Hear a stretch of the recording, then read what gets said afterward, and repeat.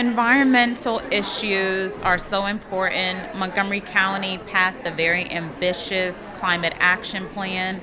Part of my agenda when I was running for office was about tackling climate change.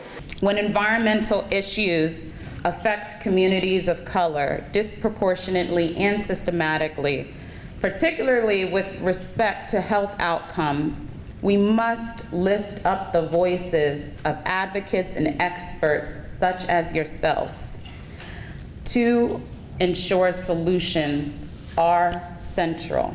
I learned every community was not the same, okay? My church in Southwest Detroit was near a lead smelter, a wastewater treatment plant, and an oil refinery. I realized that my grandparents and my elders were living in places that were considered an urban heat island even before I knew what an urban heat island was, but they were dealing with heat because there was no green space around.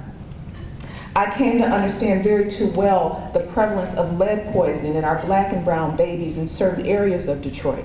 The fact that they were poisoned just from being in their homes, and the fact that that poisoning really changed their lives, their trajectory, because they end up having psychological disorders and disruptions in class because of something that was not the fault of their own. But it was our black and brown babies that continued to be poisoned. And so again, that was just some of the reality I learned very young. Accountability is critical.